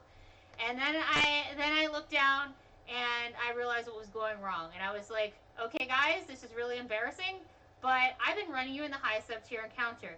So here's what I'm gonna do. I'm going to combine all the damage that you've dealt so far to this one creature, and this other one dies because it wasn't supposed to be here anyway. And we'll sort this out, and I'll give you. And then at the end of this encounter, you're gonna heal up this amount because that's about how much extra damage this thing dealt. And then we'll roll from here. And it was super embarrassing, but I did it, and it worked out. So you can work with those sorts of things too. If you catch the mistake at the time before the end of the session, we've reported the character is dead. Then you can fix it. So that's an example of recovering from the mistake of accidentally running too high of sub tier, which is something that totally happens, particularly when you are nervous and tired. Listen, at least you didn't send a Wendigo at the 3-4 sub tier of Rune Carved Key. Yeah, that happened when I was the overseer. I was the overseer GM, and I heard a report from one of the tables that the 3-4 sub tier was fighting a Wendigo, which was supposed to be for many sub tiers higher. And so they come over and they're like, something's wrong. Like, what's with this table? And I go over and I'm like, all right, you guys are awesome. And you guys are awesome. And I was like, okay, GM, has anyone died from this? It's like, no one's died. I was like, okay. Okay, you win. And everybody can take a break because you've clearly, when the harder encounters you fought up to this point, expended more resources than you were supposed to. So this is a great time to chill and think about how cool your characters are. If you're wondering how that happened, there was a list of monsters, and you're supposed to go down, and then you go into the next sub tier if you beat all of them. But it's not supposed to continue to change. The GM didn't actually throw them through everything until the Wendigo. I think they skipped a page. Yeah. And then they were on the Wendigo. No, they saw the Wendigo. They went, what the hell? And then I, as the overseer, was consulted, and then it was just like, no, you don't throw a Wendigo at 3-4s. But it's not that. Yeah, they did not beat it. They did not beat it. No. Did not count as a success. They were barely fighting it at all by the time that Linda was called in, and I guess it had 1 or 0 turns and hadn't killed anybody yet. Mm-hmm. Oh boy. No, it's sometimes it's easy to run the wrong sub tier, and there's definitely some ideas for Pathfinder Society 2nd Edition to try to make it easier not to run the wrong sub tier. So we'll see how that goes. Sebastian says, good part of the overseer job is to look up table GMs and answer questions. So I've overseen a fair number of specials. I find that the overseer job is starts about half an hour to 40 minutes before the session, with answering a bunch of GM questions, briefing people, and then dealing with the way that something has inevitably gone catastrophically wrong with your room setup, your tech setup, or something. No matter what you prepared, something's going to have gone wrong. Making sure that all the GMs have their scenario, making sure that all the GMs have their handouts, answering questions from the GM who clearly hasn't read the scenario and is clearly going to need your help more in the adventure as they go along. Making sure that people have all their stuff, and then throughout, looking up questions, resolving disputes, things like that, and tracking points. But player GM friction. A GM who refuses to move on to the next part of the special when said to move on. Anything like that. So the GM refuses to move on to the next part, and you have to resolve that. Yeah. So the overseer GM, I find, is 40 minutes of is approximately 40 minutes of high energy, high intensity going around and troubleshooting at the beginning. And then if you played your cards right, you'll just be answering questions more gradually as things go along. I think one of the most skill overseer things that I've seen Linda do was at Gallowspire, where, legitimately the tech did not work. The tech stuff that she had been trying to be able to check to make sure it worked the entire weekend, it came in a little bit late. It wasn't working. People needed to come to get it working, but Linda figured out how to sort of start people with a certain part at the beginning of Act 1 that took exactly the right amount of time to get everything working, and it actually finished exactly on time, despite like a half an hour of technical difficulties that happened after the start of the slot. That was impressive. Yeah. I mean, I feel like overseer GMing could be its own topic, but it's also a lot more niche. But this just sort of the general things that go into it, making sure that you're ready for the fact that things are going to go sideways somewhere along the line, and you're going to be the one to make the call to deal with it. And Sebastian suggests yelling at people works even if tact doesn't. Yeah, I had one special I set up. I brought speakers in, and I was totally going to play this horn sound to get people's attention, but my speakers weren't nearly powerful enough. So one of the players had a walking stick, and what I wound up doing was taking the walking stick and tapping it against a table, and it made this like great thunderous boom sound. And then I would just yell because I couldn't get over the entire room. Yeah, that was Siege of the Diamond City. And in Alexander, yeah, it's also a fine balance on when to call encounters so the fewest tables end up getting angry with you. Yeah, no, totally. It's a matter of watching the room, watching the rate at which the success conditions are coming in, and things like that. Ooh, a gong. Oh, a gong Bong. would be fun. Boom. Well, we do have this sound system at least, and in the pre-recorded presentations for the interactive specials that we have working with Sirenscape.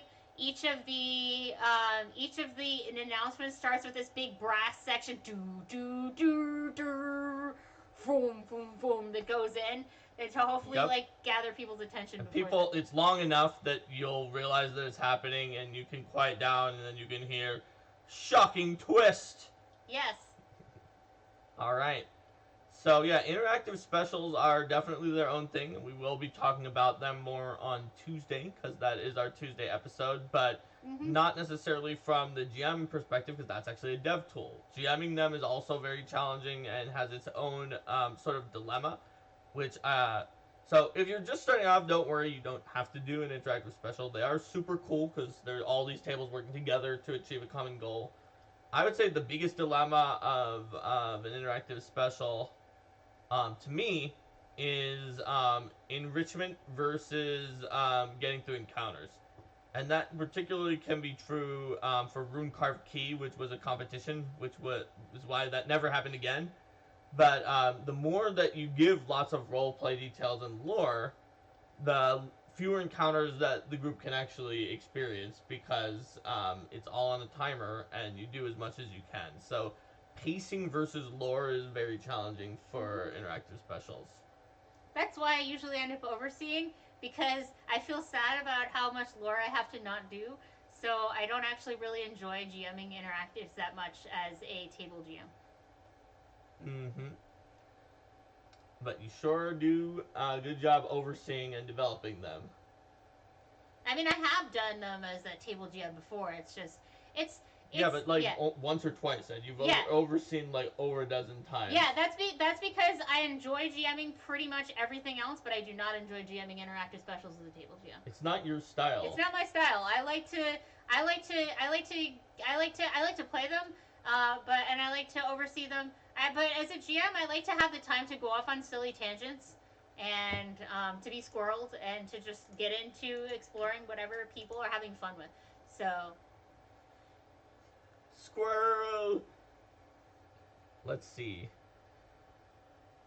And Sebastian says, interactives are a great experience. My third ever scenario was one that benefited from experienced GMs and well-prepared players. Actually telling players to sort out their shopping, etc. is something many could benefit from. Yes, making sure that people are prepared. Yeah, absolutely. And they do have a lot of encounters as well as some really good RP moments. That's also true. And yeah, so it's just a personal style thing for me. Yeah, it's about like Linda and John Connor are both known for going way over the slot. And if you're a GM who goes way over the slot, interactive special is probably not gonna meet your style as well. I prefer to run scenarios in more like 5 to 5.5 hours if I can. I mean, you haven't actually ever run it in the parking lot outside of the game store like John. That's true. I even have some that I prefer to run in like 6 hours, just because if I happen to have the time to luxuriate through all of that, then I will. All right. So, what other categories of advice or different things that an organized play GM might come across That are have organized, that are more organized play specific right compared to. have we not covered yet today? I So feel we like talked we've gotten a lot of about them. timing there. Yep.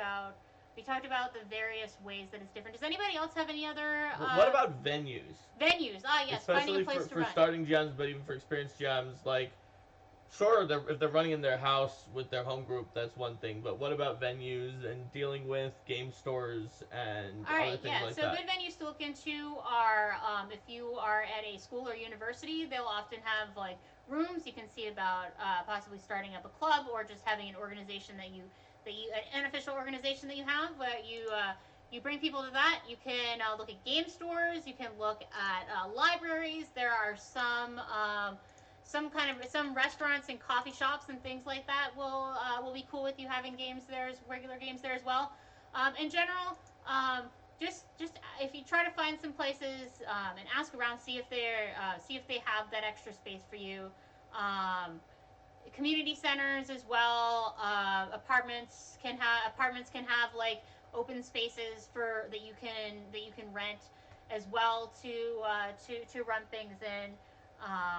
So basically, yeah, it's good to look around and see what you can find and make sure that they're comfortable with having people there. If it is a place that sells things, like a gaming store or a restaurant or bar or something like that, be sure that your players understand and that it is a place that fundamentally sells things and that they are going to be supportive of making the occasional purchases from the place so that they're not just sort of freeloading off of the location.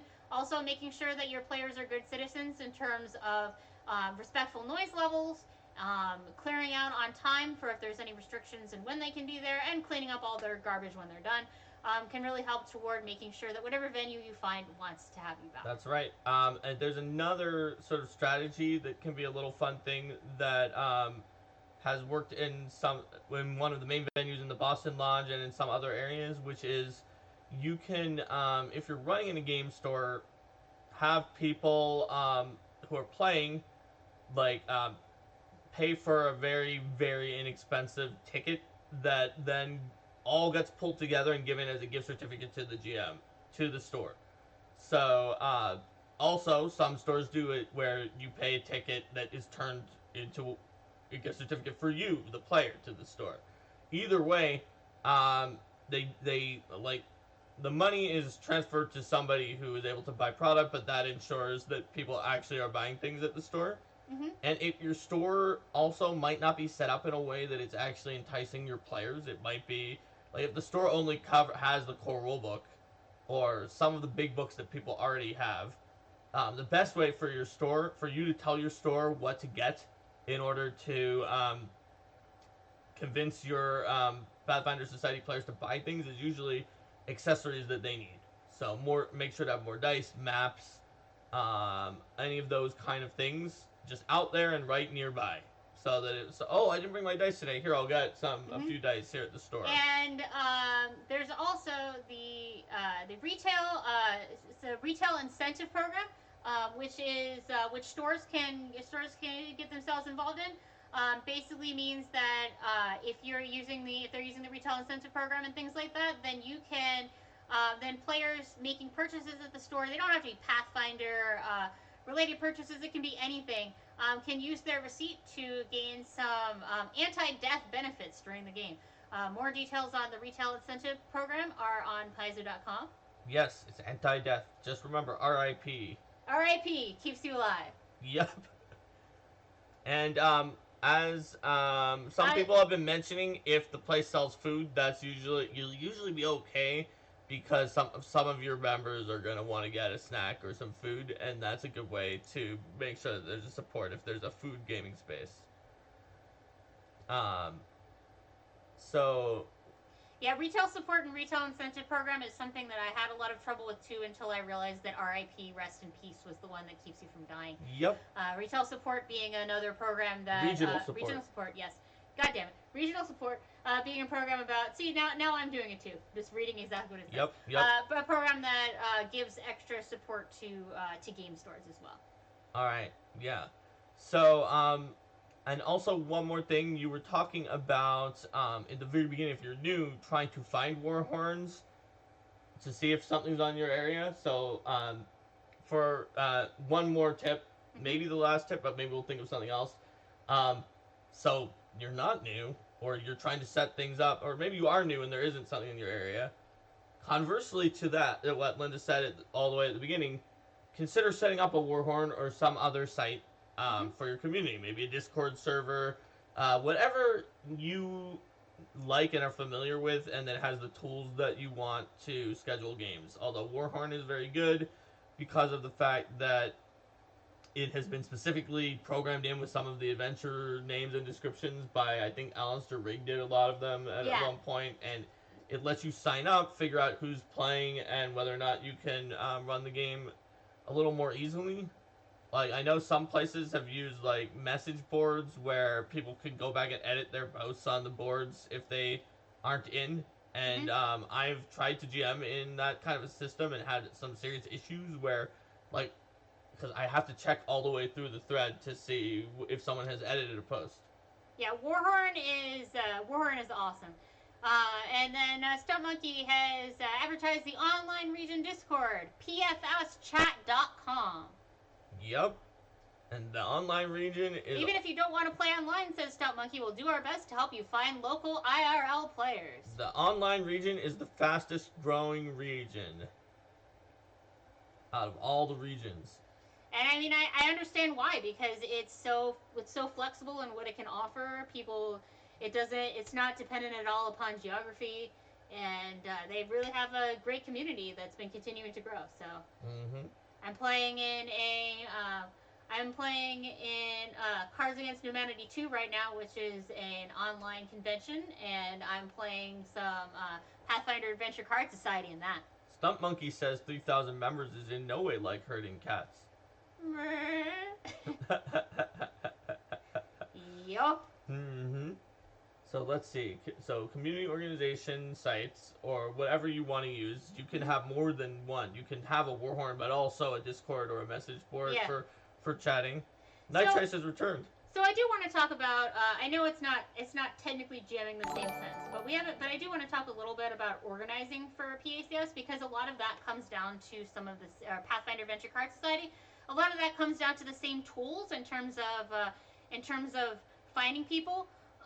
If you are a venture officer, you can request a copy of the card game for use at various venues. And if you are not, but you still want to be an organizer, you can also ask your adventure officer to request one on your behalf, so that you can get a copy of that for your use. Organizing the box, or organizing for Adventure Card Society.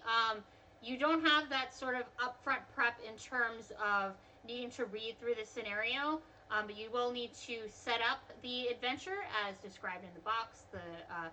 Or described in the scenario. The scenario will tell you which cards to put where and how to sort of set those things up.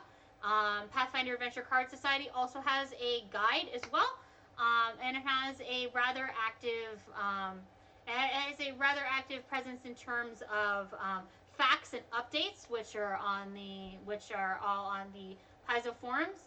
We have a new and shiny website for the Pathfinder Adventure card game, which has a lot of that information, and that's going to be on Paizo.com. Up in that top header, you can click on the Pathfinder Adventure card game and go right there to learn more about the Pathfinder Adventure Card Society. So, And hey, thanks for gifting us Rex Liquid. So yeah, it's a lot of fun, and I'm really excited in particular by the new core set and all the potential that offers. We just put up a blog a few days ago, talking about how the core set and the Curse of the Crimson Throne set are now sanctioned for play, which means that you can receive organized play credit for those. And a nice little wrinkle that's in there, which is that the last adventure in the core set is actually an adventure builder. So we totally sanctioned an infinitely replayable adventure builder. So that's cool. So if you want to check that out and see the more options that you have for Adventure Card Society, I'm super excited about Adventure Card Society. I play the adventure card game about once a week on average, if not more, because I have an ongoing game that I play at work, and then I also play every other week at home with some friends. So yeah, I just wanted to talk a little bit about that. But since it doesn't have the same preparations, it's not really quite exactly the same topic there. Yep. It's got all the organizing the game It has parts, the organizing the but game it doesn't parts. have any of the GMing Yeah, parts. so like the term GM, Game Master, is not used in the Card Society. Instead, we have, I believe, table organizer or whatever is like the Right. person who makes the box and Because set they things can up. also play, and Because they often can also do, play, unless yes. they're setting up numerous tables at the same time. Yes. So Rex Liquid mentioned that the Pathfinder Wiki has tons of information about Pathfinder Society. It's also an excellent place to find information about that NPC that you see in Adventure. It's mostly all about lore. Yeah. That's not where you would go for like learning the rules of Pathfinder Society, but there's so much more that you can find in Pathfinder Wiki if you want to enrich the lore of your game. And speaking of wikis, I recently learned that there is a Pathfinder Adventure card game wiki that has the rules of almost all of the cards on it. So that makes it super nice if you are running an online game to be able to consult those easily. Yep. And Box Runner, I have definitely also Yes. heard of as the organizer for Axe. PAX. Axe. Adventure Card Society. But you say Pathfinder Adventure. Yeah, but if you Card say Society. PAX, then you think it's PAX PAX. Well, as long I'm just glad that it's no longer the Adventure Card Guild for the Adventure Card Game ACG that is not the Advanced Class Guide ACG, because that wasn't confusing. We don't have enough ACGs. I mean, that was so. If you consider it, the Adventure Card Game was it the second chapter in the adventure? No, the first chapter in the adventure path, maybe. The second chapter was the Advanced Class Guide. The third chapter was the Adventure Card Guild in the ACG Adventure Path, right? Yeah. And we just didn't ever. Maybe it was a three-parter Starfinder Adventure. I just Path. remember at work, I was so ridiculously excited about that renaming, and other people are just like, okay, like why are you like giddy over the renaming of a program? I'm like, it's non-confusing. It makes sense. It all fits together. Plus, everyone just didn't like to call the two of them Pathfinder Society, Role Playing Guild, Pathfinder Society, Adventure Card Guild. Yeah. Nobody called it that unless they had to. I mean, I called it that when I was typing out the full formal name because I That had is an to. example of Yeah. when you had to. Just like how I don't type out PFS because technically that is not an official abbreviation or whatever. I consider it official. I try not to type it, but like literally everyone uses it, so why? Anyway. Hero Lightbringer is wondering about hero points in PFS. I believe that has not been revealed yet. Yeah, we have not yet talked about that, but I can say that there will be hero points. There will be hero points, and we have been thinking about that a good deal. Now, the Wednesday No Direction interview is a sort of officially sanctioned interview via the usual means, whereas here we're just talking about stuff, helping you guys out. And as we mentioned earlier in the episode, we've got in touch with Aaron, and we might have some sanctioned episodes at some point, but the Wednesday episode is, so Linda can drop pretty much anything that is necessary. I mean, we're getting scarily, but excitingly close to Gen Con at this point. It's in 2 weeks. Plus some days, right? Because it starts 3 weeks from a few days ago. Naytrason, is the full CRB sanctioned for PFS? We haven't done a 100% review of everything, but I can say that the vast, vast majority of it will be at the very least. Yep. And Stump Monkey says, we know how much you love being able to give spoilers, Mark. And I say, yes, but I'm good, and I don't when I'm not supposed to. Mark follows the rules. I'm follow the rules. Um,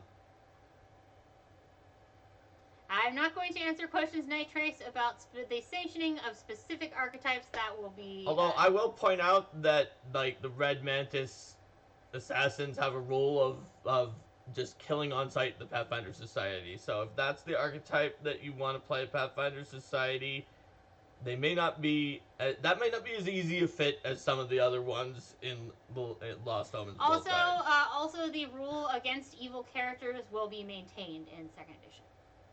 Yep. So We are not going down that road. No playing anti-paladins of Sokoth Banath in second edition. No playing anyone worships Sokoth Banath. Yay! Yay! All right. Anyway. David points out that we've ticked off the Mantis. Well, there may be a scenario that has something to do with that, but I've been told that I need to redact certain things. So it's weird because like 90% of those redactions were in the product description. Oh yeah, I know. So, but sometimes when you're passing the torch, you have to redact things even if they're in the product description. That's true. Well, I think it was just funny because Tanya, we're talking about the product blog for scenario 1022, passing the torch part 1. Who wears the mask? And it was Tanya redacted all the proper nouns out of it to keep as sort of like a joke about like secrecy and things like that. And the vast majority of those proper nouns you can find in other places like product pages, but some of them you can't. I think also some of them you could just figure out because she only redacted the proper nouns but kept all the context. All the context. Well, I mean that kind of makes it more of a fun game though. Yep. I like that. Oh man. And Night Trace says that they're really excited for the AP, but which AP? Oh, probably for Age of Ashes. I'm really excited for Age of Ashes too. I got to see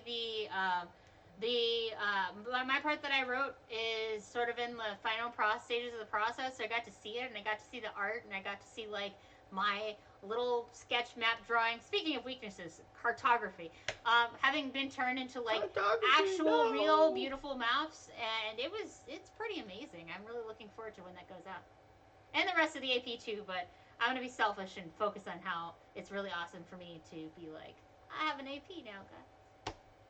Mm-hmm. So let's see. I think that we've gone through all of our best tips for GM tools for organized play. There's just so much that, I mean, they have a GM 101 and a GM 201 full of different lessons, and we went for... We could talk about this all day, extra long, and we could probably do another episode about this later, but I think that that's enough for new players, and hopefully experienced GMs, in addition to helping us out so much in the chat with answering the questions. Hopefully you guys learned a trick or two as well from listening to us today. Well, our half-hour delayed War for the Crown game begins in 9 minutes, so we should probably say goodbye to YouTube. Yep, that is what I was thinking. So, bye YouTube. See you next time. Bye.